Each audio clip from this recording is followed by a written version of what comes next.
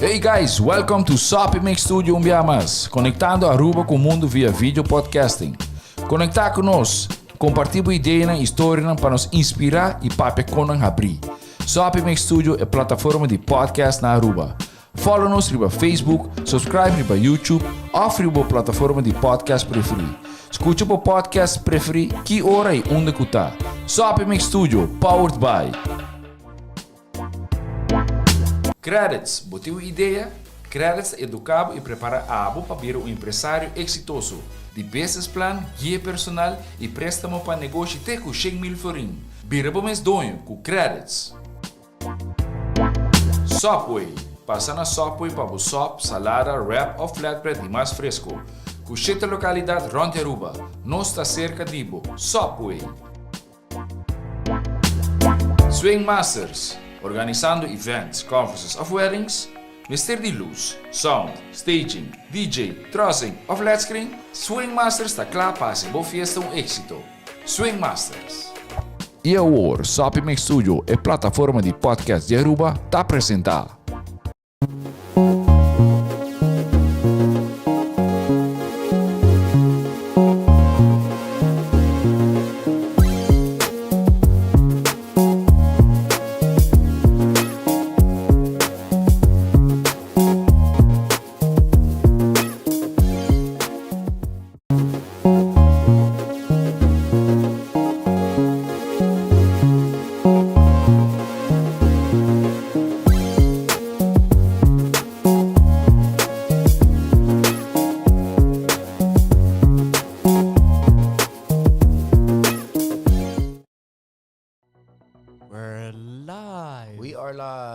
Checking out the screen.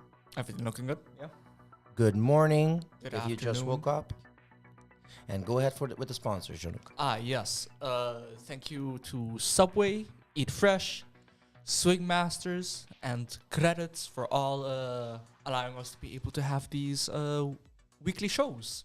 And we're in the month of April, which is a lot of free days, a lot of birthdays. Oh, yeah. And hope you'll have a nice vacation coming up soon. So, today we're going to talk. It's going to be a shorter show because it's going to be a little bit shorter. I think I have a gauge in my mind, and I'll type it down and see if we get there. But let's talk about the documentary "Trust No One: The Crypto King." Yes. Right. Brief introductions and disclaimers. This Yes. is in no way that we are going to be attacking anyone. Nope. Within and that are part of this movie and incident really that happens. Yeah.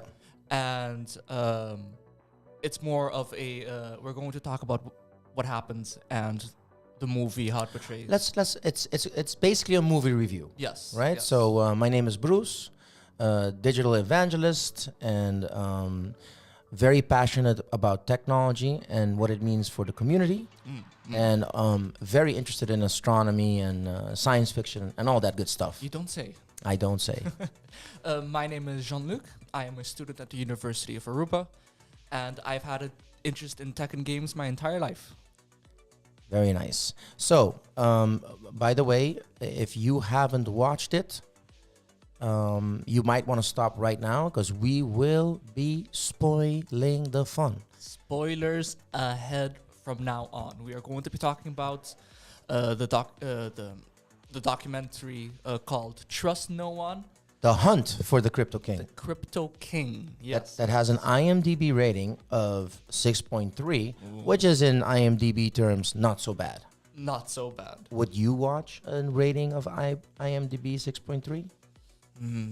Personally, no, because I don't watch a lot of movies. Right. Yeah, well, I do consider myself a movie consumer. Yes. And yeah, so this documentary is about a crypto exchange and its protagonist, Qredits CX, a Canadian old crypto exchange that was live around 2014. And allegedly, Qredits CX represents a $190 million scandal. Damn. Of duped people. Yes. So it was at some point one of the most popular exchanges in Canada. Yeah. Yeah. So this is this takes place in Canada and Canadians, and yeah. So what you think? I didn't get to watch the actual documentary. I just came out of exams week.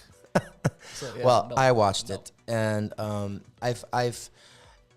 I've heard people comment that they think that it was very negative for cryptocurrencies.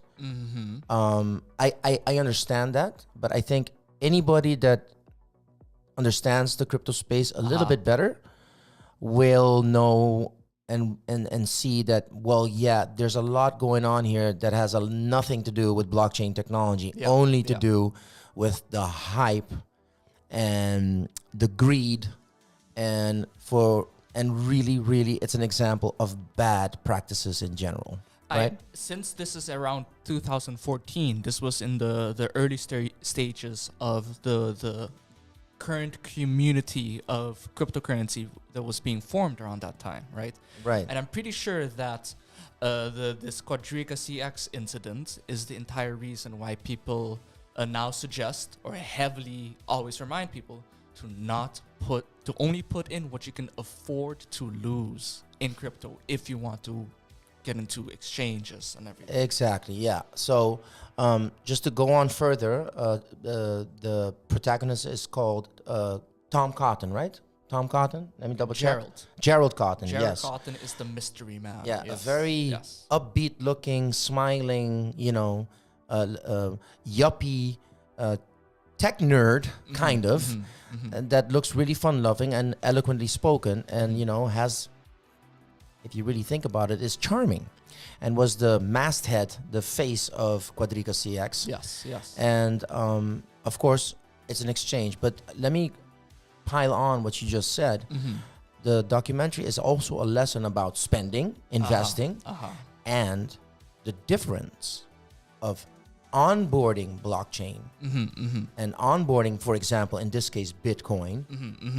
Then, hey, I'm going to, and here we go, here comes the spoiler. One of the victims in this documentary is a young man, a professional, that basically mortgaged his apartment that he owned and took that money and put all of it on an exchange, which would be ridiculous to do even today at, well-respected, like doing that in Binance wouldn't be so smart. And us as Tech Impact, right off the bat, we can say that's a really bad idea. Don't do that, no. Right? It's the same thing as, you could mortgage your house and put it in Apple stock, but why would you want to do that? And what really happened was that people thought, hey, I'm going to cheat the system. I'm going to go outside the system, mortgage my apartment, and then when the value skyrockets, I'll bail out and I'll be rich.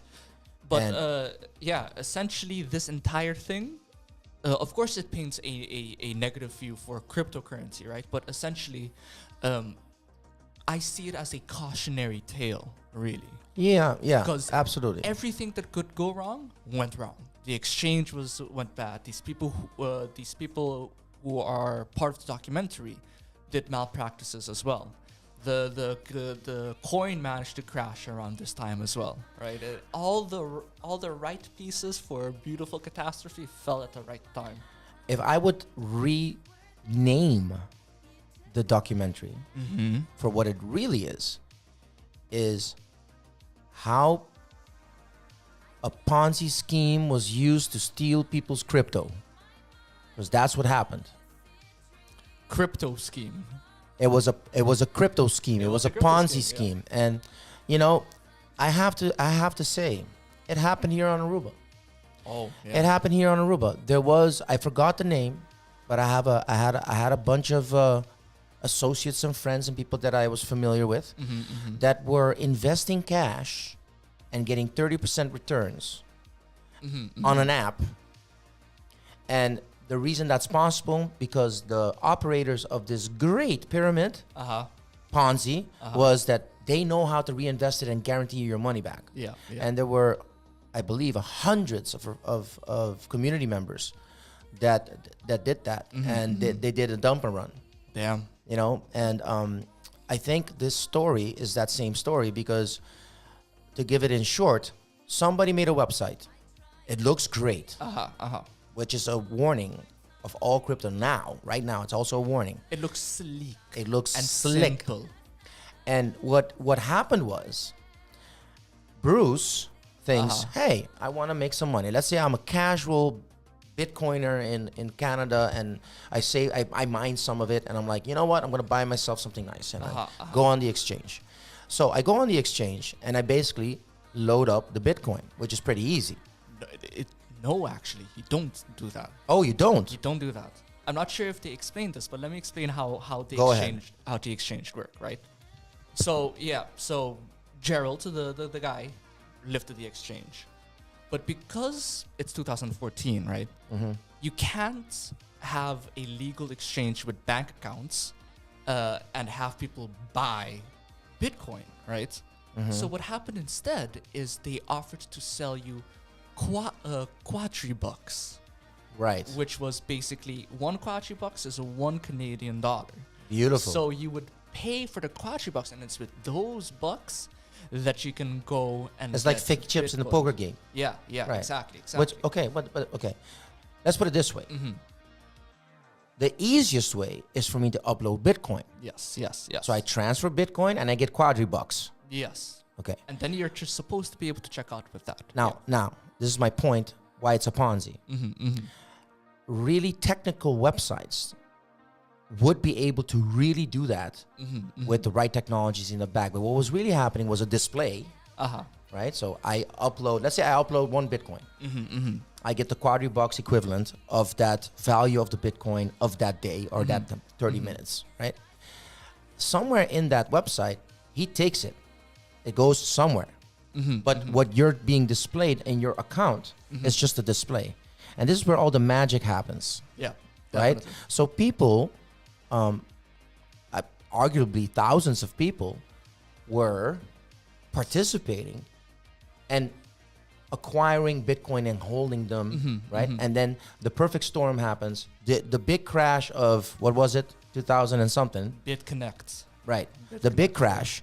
And then what always happens with the Ponzi scheme is then when everybody wants out, there's no money. It's fake. It was worse than that.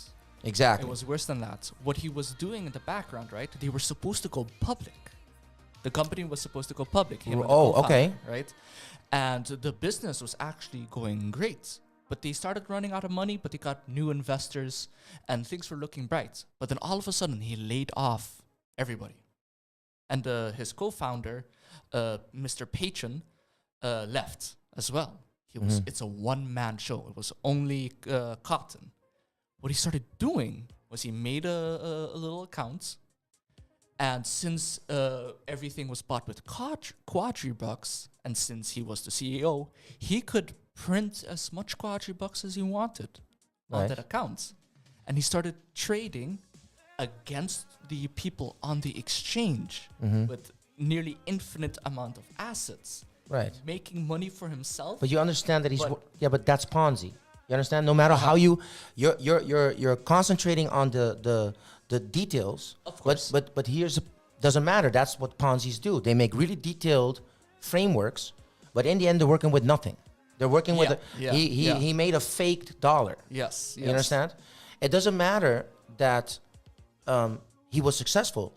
He wasn't, because if he was, right, the money would have been there. I'm just painting how bad it was. I know, but he started from the beginning to scam people. It's not, I'm going to scam people now because I'm failing. No, he started because he wanted to scam people. He wanted to dump and run. Definitely. He wanted to dump and run, right? But so the BitConnect crash happened and people started demanding to cash out. Yeah. Yeah, exactly. So but that's what I mean. We're that on the timeline right now, right? And then he got married with his. And here comes the fishy stuff, right? So the really, really, really fishy stuff. So again, so we're there. He wanted to scam people, and now let's talk about the when it became obvious, or became oh my God, it's a dump and run, because he got married, nobody knew about it, right? And here we go, he dies. 12 days within writing his will. Right, and that's what makes in the end, the story compelling and scandalous and interesting and mysterious, right? That's why it's a big deal. I mean, I have right now the decrypt.co. It's a huge article, and there's a lot. and maybe we can go through it. I mean, they have like a timeline. Oh God, what happened? This is what happens when I have too many gestures and I get excited. So he got married and he wrote a will, right, where he left basically all of his assets, including the Qredits CX assets, in the name of his wife, right? Right. And then they decided to go on a little trip to Jaipur in India. Right. And on the trip over there, he died. Yeah, Basically, and he died. I will be citing from decrypt.co. So they're asking the question, is Cotton dead? Which is the big question. It's also the big question in the documentary. And, they have a Telegram group and people are going nuts. But his Crohn's disease caught up with him, and which is what they like to say, not a deadly one. It's not supposed to be a deadly disease. It has very low statistics of death. But in the Decrypt article, however, Jayant Sharma, the doctor who treated him, said that the blood test showed elevated levels of white blood cells, an indication of sepsis. He also said the body appeared to match photographs of Cotton.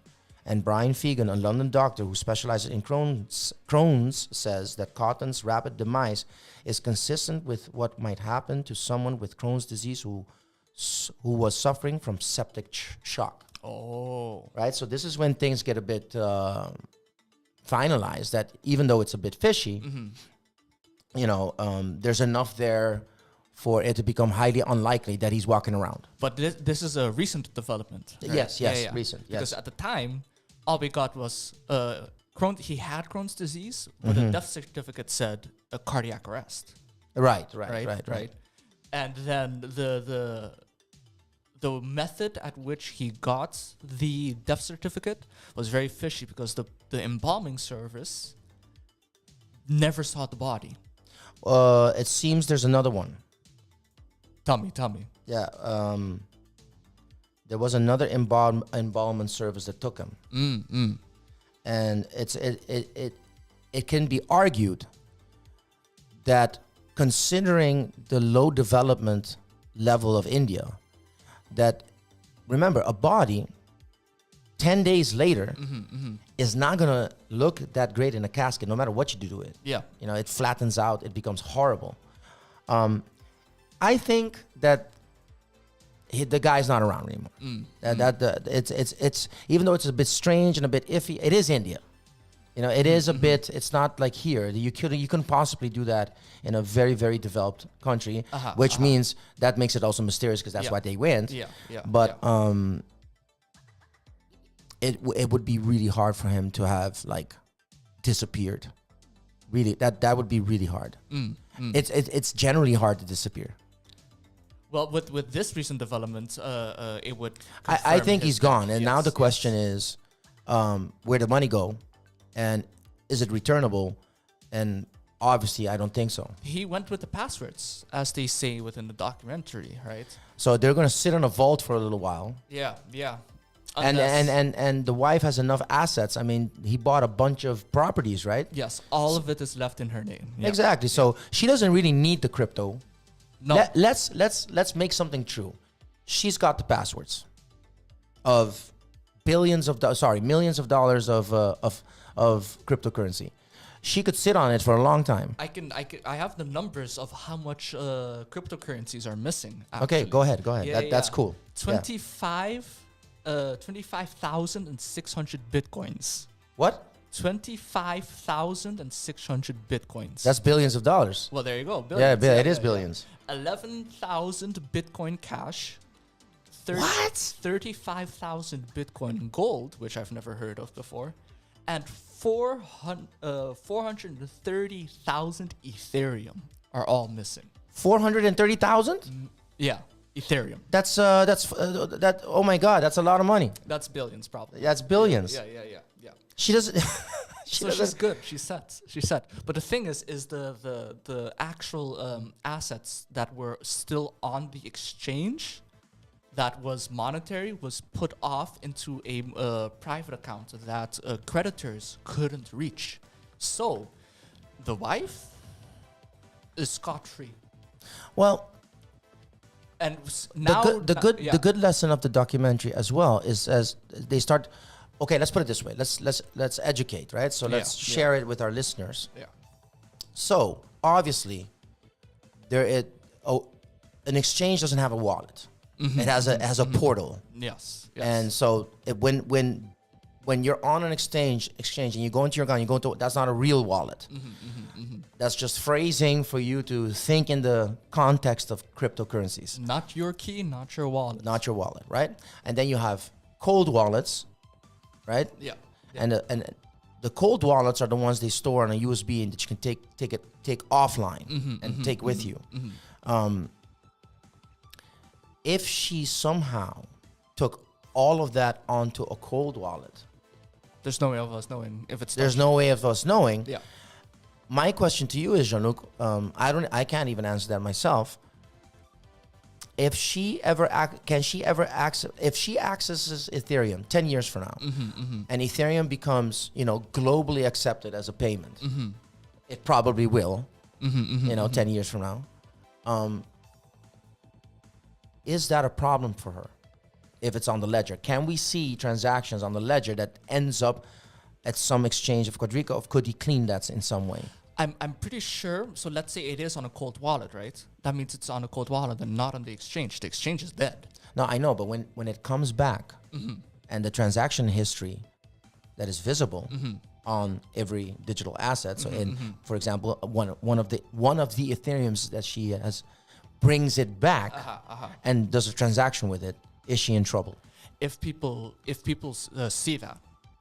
If one person who remembers that and knows for some reason checks the history with that random Ethereum. So she's sitting on a pile of gold that is tagged. That is tagged. So that's a problem. She could. In 10 years, I would do it. In 10 years. Because there's a lot of transactions. There's a lot of transactions, yes. And who would still be looking into it in 10 years, especially now that we've confirmed that he's actually dead? Well, let's be agnostic on it. So we don't have enough evidence to believe that he's alive. I'm pretty sure it would be. What a waste! It's such a waste. What a waste! It is the most waste. It's a sad only story. if you consider the houses he bought with the real cash and turn that into like usable assets. It's a good thing, but what a waste of all that wealth. What a waste. For example, let's go back to that story and go back to the documentary. The Asian Canadian that mortgages his house because he wanted to beat the banks, he wanted to beat his debt, he wanted to become really rich. It's amazing that all he had to do was offboard the Bitcoin instead of the money. Yeah. He would have probably been able to do that. Offboard the Bitcoin and just hold on to it. Wait, I don't think. Or he couldn't even do that. I don't think he had access. No, that's to the true. Actual coins. It just said he owned it, but he didn't have the wallet or anything. But I would have, if I was his friend, I was like, listen, man, just mortgage your house, buy the Bitcoin, hold the Bitcoin on a cold wallet. But this was 2014. Yeah, it is a lesson of. Let's read some reviews from IMDb. It's a cautionary tale. It's definitely a cautionary tale. This is why we got here. This is why we now know if you don't see your key, if you don't see like that strange string of numbers where you know that's where your Bitcoin is kept, you don't trust it, right? Okay, here we go. Review number 1: an incoherent narrative that ends nowhere. Well, that's true because by the end of the documentary, you're none the wiser. It's just that those poor. We're on Sopi Mix. We can say whatever we want. Those poor bastards got had. Yeah. Yeah. 1-star review. Wait, what? Morons on parade? Okay, that's a little harsh. That is harsh. Yes. Because believe me, in my crypto education, there's a lot of stuff that happens, and that's how you learn, right? So there's shadow websites out there, people. Yeah. There's a lot. I mean, Reddit tried to troll me to get me to send them my password recovery phrase. There are a bunch of if you scroll down videos on YouTube that talks about crypto, you can scroll to the comments and you have people shilling. So talking about, this guy made me so much money. Message them on Instagram. Exactly. It's most of the scamming is going to happen because of a combination of or ignorance, social engineering, and specifically greed. If you're a little bit too greedy, so don't put your life savings. Put a little bit. And just buy some and hold some. We've been saying this for a couple of weeks, months now. But let me continue with a couple of funny ones. Interesting, but too many unanswered questions. I think that's pretty fair. That's a good point, actually, that I want to get into real quick. Okay, go ahead. So, I've actually, when I watched the trailer for Trust No One, which actually, yes, trust no one. Yes, always do your due diligence. When they mentioned Quadriga CX, I was like, wait, I've seen this. I've heard about this already Right. prior to this. And it's because I've seen this amazing video essay that if you guys are still interested in learning more about the story of the exchange itself and the history of the co-founders, which would be Gerald Cotton and Michael Patron, then I would suggest that you look up Barely Sociable. Barely Sociable. How That's to a fake YouTube. your own death. Yeah, so a YouTube content creator, YouTube channel. Yes. And how to fake your own death. Yeah, okay. I think that's a great recommendation. I'm going to watch it too. It answers a few more questions, go deeper into detail. But at the time of the making of that video, with the Crohn's disease evidence that we just got was not available at the time. He probably does an update. I mean, I think content creators can update their videos now. They can replace them. Oh. So I watched it prior to the podcast to update myself. So it was not included. But just so that it's still interesting. And on another note, another interesting fact is that some critics or how do you call that? Accusers, right? Accusers say, how can you run a full-fledged exchange with one developer, one architect, where the rest of them, us, runs huge teams to make this stuff, feasible, to run a 1,000 user base auto exchange that has to be compliant, right, with state-of-the-art online software. It didn't start as a one-man show. It was a full-on team. It was just eventually he decided that it should be a one-man show. Yeah, but still, I don't see that sustainable for, because websites... It was a ticking time bomb, yeah. Yeah, but websites don't run like cars once they're done, They need extreme amount of service and care, I mean... Yeah, they actually do. I'm agreeing with you, but what I'm saying is that the interaction on the website was extremely simple and bare bones. Well, that's another point. There was a story even where people on Reddit were complaining that to be able to cash out, you would need to send a request and then go to a nondescript location to pick up your cash. And that's that Ponzi aspect of things where basically Mr. Cotton was playing catch up. Basically manually doing everything. Which strengthens the argument that one person couldn't possibly run a full-fledged, most popular exchange of Canada. You understand what I'm saying? It's you're supposed to be Amazon. You're supposed to be eBay. Well, in exchange terms, which is a lot smaller. Yes. But technology, I mean, what do you think it takes to run Binance? I don't even want to know. Well, exactly. I mean, Kraken. Right? So it's a warning, it's a lesson. So cautionary tale. Yes. Cautionary tale. Yes. And like, for example, one of the places that I buy crypto is simple. It is simple. It's very easy. I send money, Uh-huh. they send it straight to my wallet. Yeah. And that's that. It's a simple transaction. And I love that because I send it and then there's a code, a confirmation. Yeah. I get the scan that I can scan at Cardano or I can scan anywhere really. Yeah. And then I see, okay, it's on its way. They're modern exchanges. When the exchange happens, they give you the link where you can go check to confirm that both the wallets Right. have the transaction happening on the public chain, Exactly. which is a great way to check if the wallet you're sending to is the real wallet you are. Yeah. sending So it to. anybody Yeah, that's the great thing about, your first time buying and setting up of a wallet, you learn a lot. You learn a lot just by participating. So we can talk about driving, but it's different than when you drive, right? Yeah. So, Definitely. Here we go. Unfortunately, there will be many more stories like this one. Review 7, and you can see this is a more. Let's give him a crypto higher IQ, where he's like, well, it's a bit negative, but unfortunately, it's not going to stop here. No. It keeps happening. Scammed. Cryptocurrency scam or greed. 7 stars.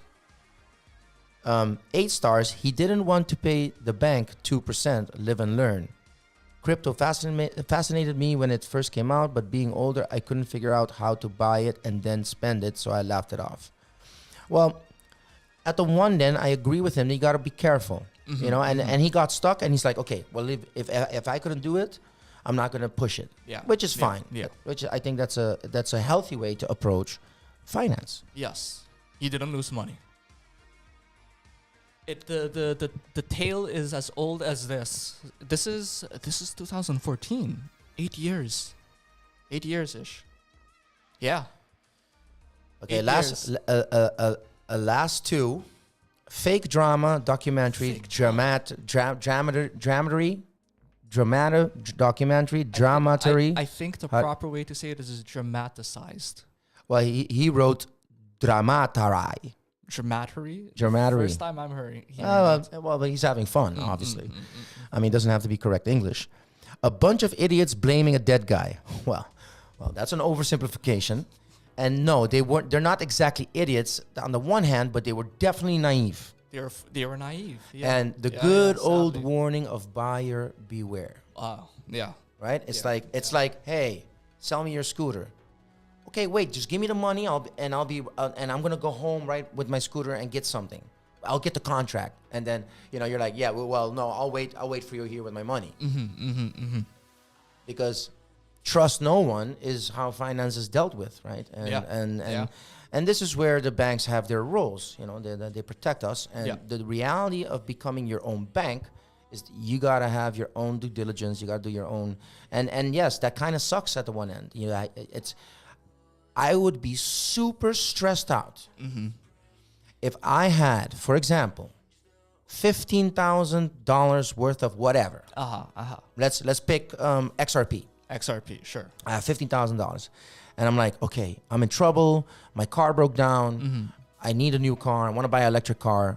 This will be the down payment. So I'm like, okay, let me pick the exchange. And would I send $15,000 in one shot? Hell no. Hell you no, people. No. You don't do that. You do a little. And you see if it goes. Yes. Even Vitalik sends a confirmation transaction first. I have friends. Check. I have, some friends of mine, when we're together and we're sending this kind of stuff with each other, we get nervous. When it's $200, I'm nervous. Yeah. Because it's a shame. $200 is $200. When it's $15, I'm nervous. For NFTs and stuff? Not even, just getting my coins.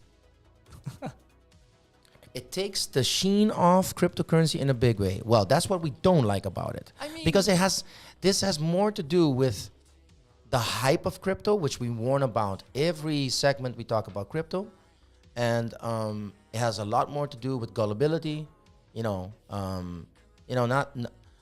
Not particularly doing the work. And putting in way too much. It's the documentary is not even about the crypto. Not really. Crypto It's was just the MacGuffin in this story. the MacGuffin. Yeah. Gotcha. Yeah. It was a story about the naivety of some people and the delusions of others. They all tried to get rich by beating the system, but one was playing the other. And another thing that I'm learning as we go along is that don't judge a book by its cover. Oh, yeah. You know, Yeah, because that's another lesson we learn. He looks super dependable. He doesn't look like a crook. And that's the message kind of too. They frame that really well. And then, you know, there's this whole character assassination part where they dive a bit deeper and the Telegram group goes and finds him as a troll. He's a troll and he's a black hat hacker. You know, and he's part of that, you know, dark web community, which strengthens the fact of that 4chan notion that in 4chan you have both the light and the dark. And he basically, they started representing him as the almost nihilist, you know, the destructionist, you know, the to hell with everybody. I'm going to steal you. So I'm going to steal what I can. And watch out. We can go a little bit deeper on that. Let's do it. The co-founder, Michael Patron, actually changed his name. His original name is Omar Dahani. And he is a convicted felon for money laundering and identity theft. There you go. While working with a group called the Shadow Crew, which were a bunch of internet hackers who laundered money and stole identity and then sold it, of course. Wow. But how did they meet each other, right? So they actually met each other on scam forums. Where they sold certain services to help people with scams, right? But nuts. Yeah. And, nuts. They actually were working on an exchange before Quadri CX called M Gold Exchange or Midas Gold Exchange. Good info. Where you could buy certain tokens before Bitcoin and everything, right? And the most notable one was called Liberty Reserve, which ended up being one of the biggest money laundering schemes in North American history. So how Liberty Reserve worked is you could send $1 and you get a Liberty Reserve. One Liberty Reserve is worth $1. And you could send it to anyone else for a small little fee. And all you had to do was log in. No identity. Yeah, but that fee was in real dollars. Yeah, the fee was in real dollars. Yeah.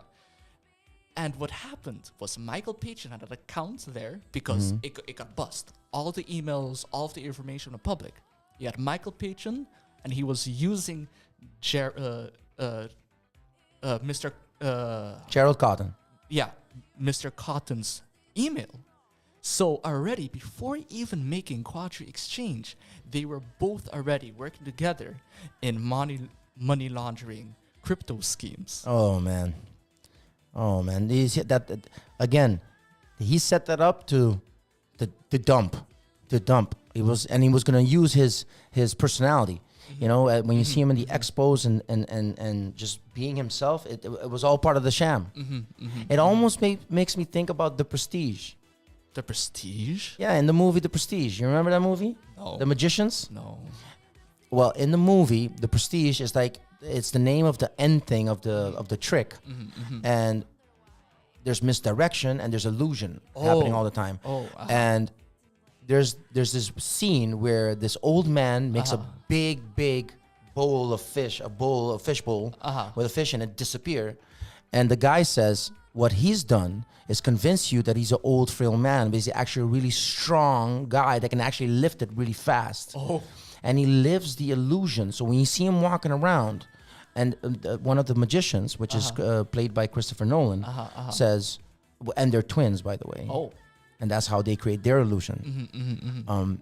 Is that he lives the illusion his whole life and walks around like an old man, but he's not. Or he's not old and frail. He could be old, but he's a strong.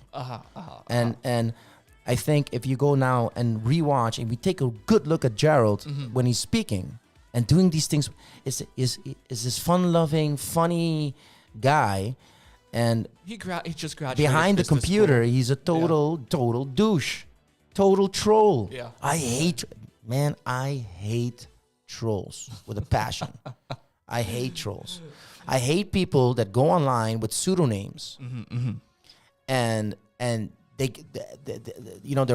keyboard warriors going off on people and I'm Bruce Harms on YouTube sending messages, and I realized, like, man, I'm exposed. Oh yeah, we are doxxed. I couldn't dispute if I tried. For those who don't know, doxing means revealing your identity essentially. Yeah, I'm on LinkedIn. I'm on Facebook. I'm on Instagram. I've got my own website. Yeah. So anyway, guys. So if you want to watch the story through the perspective of the victims of this tale. Yeah, we didn't really cover them. So in that way, it's interesting. It's not boring to watch. It's actually pretty interesting. But there's some points where I'm like, oh, come on, come on. It's taking a bit long, and I see the setup. It's an hour and 30 minutes. I mean, it could have been a bit shorter. And I hate it when they suggest something and then, oh no, but that's not true. And I hate it when they do that with like murder documentaries where they go 6-7 episodes. Damn. That's why I have no patience anymore for that.